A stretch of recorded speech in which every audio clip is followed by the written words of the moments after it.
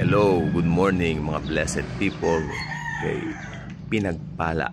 Ibig sabihin, already blessed na po tayo. Hindi po tayo pagpapalain kung Kristiyano tayo. Yes, hindi po tayo pagpapalain sapagkat blessed na po tayo. Built-in na po ang blessing sa ating mga believers. Hindi po ito something na tawag dito, inaabot natin o pinupurso natin. No? Ito po ay something na nasa sa atin na po. It's a built-in one when we receive Christ as Savior and Lord. Siyempre, full package. Ibinigay po sa atin ang full package ng pagpapala. Okay? Kaya hindi po tayo pagpapalain. Dahil, paano pa pagpapalain ng isang napagpala na? Okay? At napagpala po tayo, hindi dahil sa mabubuting gawa natin, kundi dahil sa kung ano yung ginawa ni Kristo sa atin sa krus ng Kalbaryo. At ito po ay napakahalagang alam dapat natin. Okay? Alam natin yan.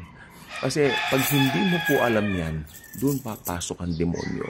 Doon papasok ang diablo para malinlang tayo, maglagay siya ng kung ano sa isipan natin, at higit sa lahat, papagmukain na tayo ay hindi mahal ng Diyos. Okay? Ganyan umatake ang diablo.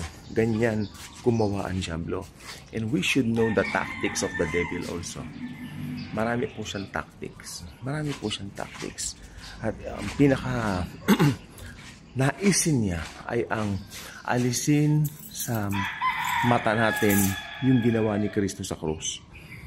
Alisin sa mata natin yung alam natin na kung sino tayo kay Christ, no? Yun ang kanyang target. Kasi pag hindi mo nga naman naalaman yan, or should I say, pag nakalimutan mo nga naman yan, disaster na ang buhay mo. Catastrophe na po ang buhay mo. Kahit Kristiyano ka pa, yes. Magiging ganoon dahil hindi mo alam yung totoong identity mo kay Christ. Nag-i-struggle ka sapagkat hindi mo nga alam. Pero pag alam mo kung sino ka kay Christ, walang pag-uusapan dyan. Sapagkat yung katotohanan na kung sino kay Kristo, ito ay magmamanifesto o lalabas in every area of your life. Kaya sabi ko nga po, as believers of the Lord, dapat alam natin talaga kung sino tayo. Kasi may mga, ewan ko lang po kung nararanasan nyo to, may mga tendencies na may mga makikilala tayong mga tao, tapos minsan nanliliit tayo sa mga sarili natin. Parang nakahihigit yata sila. Uy, parang mayaman sila. Uy, may natapos silang degree. Ako may natapos din naman pero hindi katulad nila. Mas mataas na natapos. Mga tipong ganyan, mga mindsets. Mga toxic mindsets yan ng Christian. Toxic po kasi anything na nagpapababa doon sa totoong estado mo bilang Kristiyano ay toxic. Okay? Ang Kristiyano hindi tinawag para maging mapagmataas. Sabi nga kasi nito, di ba? Yung humility tinuturo niya. Yes, tinuturo po niya. Pero ibang usapan nyo, alam mo kung sino kay Christ. Hindi po yung pagyayabang. Pero kung magyayabang isang Kristiyano, hindi naman po masama. Lalo na kung ipagyayabang niya si Christ sa buhay niya. Pwede magyabang, pero ipagyabang mo si Kristo mismo. Huwag mo ipapagyayabang yung accomplishment mo, at lalo huwag mo ipagyayabang yung mabubuting gawa mo, sapagkat lahat ng yan, maniwala po kayo, hindi makapagdudulot ng buhay na walang hanggan. Okay? Yung mga gawa mo, good works mo, pagmamalaki mo, sasabihin mo, pupunta ako ng langit dahil dito, hindi po yan makapagdudulot ng salvation sa'yo. Bagkus kapapahamak mo pa yan sa impyerno. Tanging yung mga nagtiwala lang sa tinapos na gawa ni Christ sa cross ang magkakaroon ng buhay na walang hanggan. At pag nagkaroon ka na ng buhay na walang hanggan, merong tinatawag na sanctification. Ano bang sanctification? Sanctification is something na patuloy na pagkaalam natin ng mga bagay-bagay para tayo ay matuto.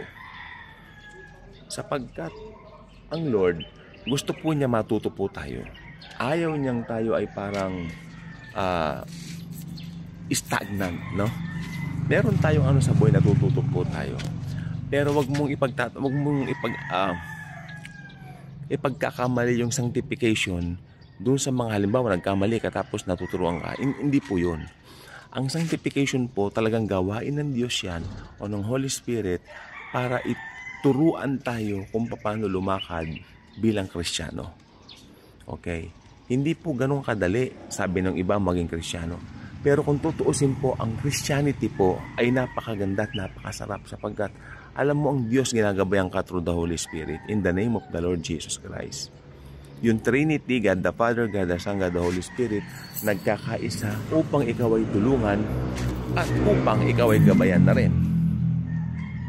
Diba? Tayo po ay sinasanctify pa rin po bawat araw.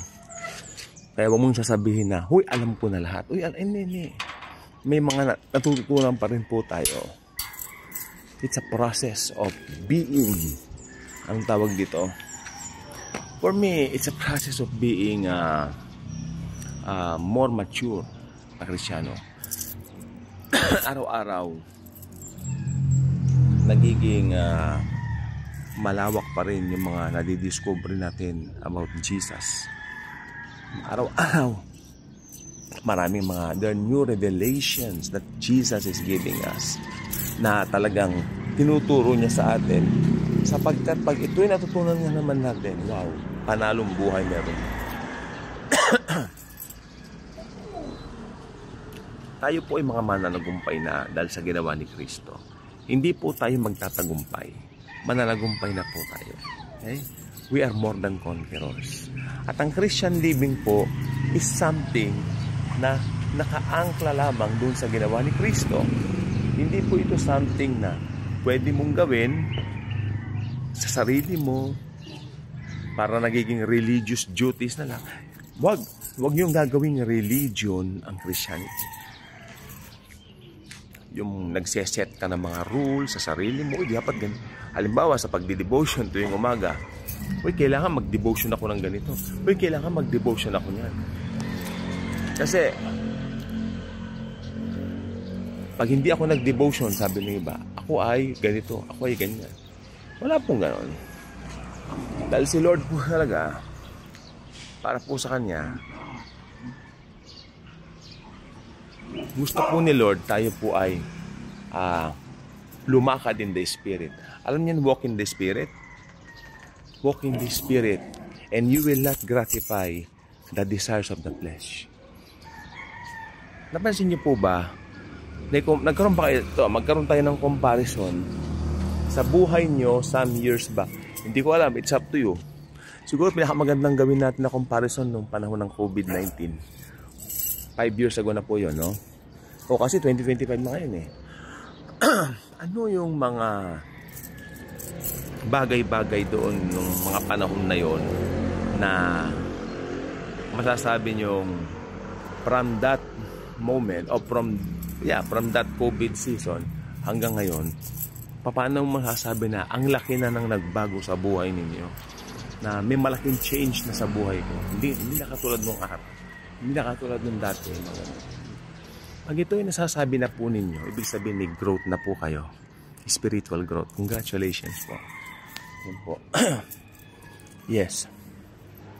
Kasi 5 taon, ibig sabihin nag-progress ka 5 taon. 2020, 2021, 2022. Tapos 2023, 2024, 2025. Hindi mo na mamalayan ang taon ng 2025, mahahati na. So, enjoy natin bawat araw. Knowing yung sanctification natin, Diyos pa rin ang gumagawa sa pamamagitan ng Panginoong Jesucristo. At pag si Jesus talaga ay alam mo, kasama mo, kailangan hindi ka magugulumihanan. Hindi ka magtataka sa mga nangyayari sa paligid pagkat alam mo, kasama natin si Lord Jesus. So yun lang po, maraming pong salamat sa inyong panunood. Thank you very much po. At I encourage everyone na mag-subscribe po dito sa ating channel. At follow me sa kung saan man dyan social media. Nandyan lang po ako, kalat-kalat. Thank you and God bless us all. Jesus loves us.